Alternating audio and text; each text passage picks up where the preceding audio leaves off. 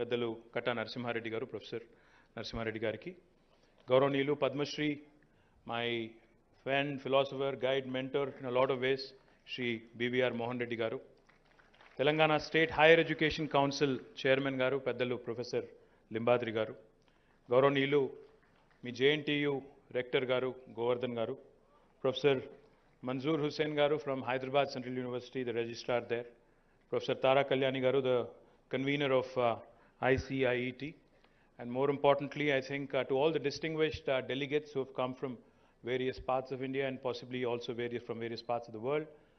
And I think I've saved the best for the last, the students of JNTU, all my sisters and brothers and my young sisters and brothers.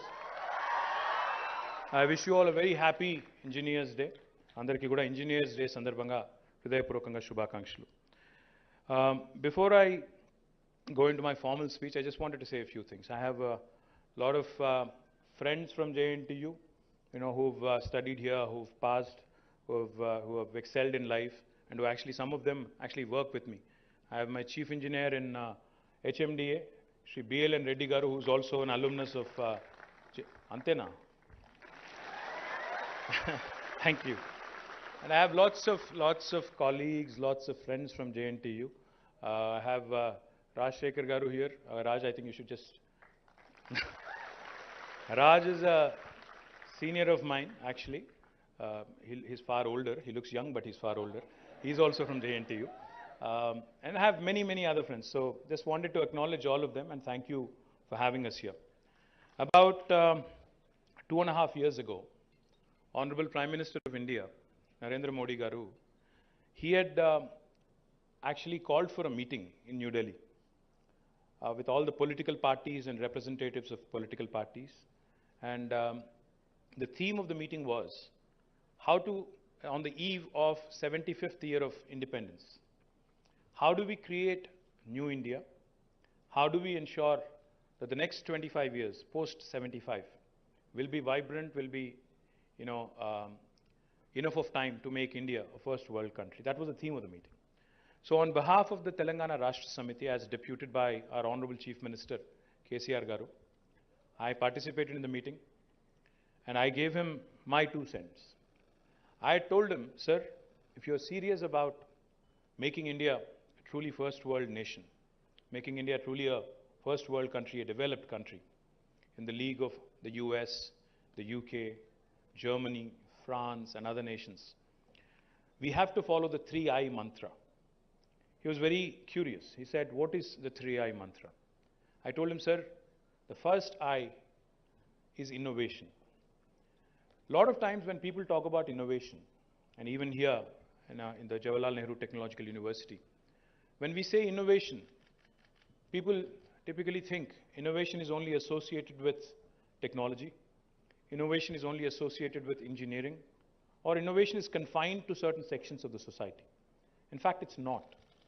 Innovation as a concept, innovation as a theme, innovation as an idea, in fact, can permeate into all spheres and all walks of life. If you think about it for a minute, see, we are part of the government, myself, Prashant Reddy garu, we work under the Honorable Chief Minister. So what did he do in terms of innovation in the last 8 years? He's not just innovated in terms of engineering. He has not just given us enough latitude to create new institutions, innovative institutions. He has also innovated with policy. What am I saying? There was an industrial policy in the United State of Andhra Pradesh much before Telangana state ever came into being. But when the new state of Telangana was formed, our Honorable Chief Minister, he called various industry bodies into a room like this. He sat with them for 7 hours. He let them speak. He was hearing, he was listening. He let them speak. They all poured out their woes. They said, sir, there is no power. There is no guarantee when I'll get a permission. I don't know when I'm going to get my promised fiscal incentives, etc., etc. They reeled out a number of issues. You know what he did? He said, let's do one thing. I've heard you for 7 hours. I'm going to do this. I'm not going to try and reinvent the wheel. I'm not going to start from scratch. I'm going to send a team of brilliant officers to various countries which have excelled in ease of doing business.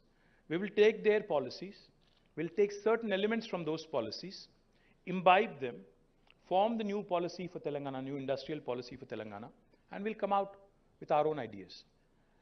This was in July 2014, just about a month after the new state came into being. By November 2014, in the Telangana state legislature, we had enacted a new legislation called as TS IPAS. Now, what does TS IPAS mean? TS IPAS basically stands for Telangana State Industrial Project Approval Self-Certification System. Industrial Project Approval Self-Certification System. How did this come about? What was the genesis? What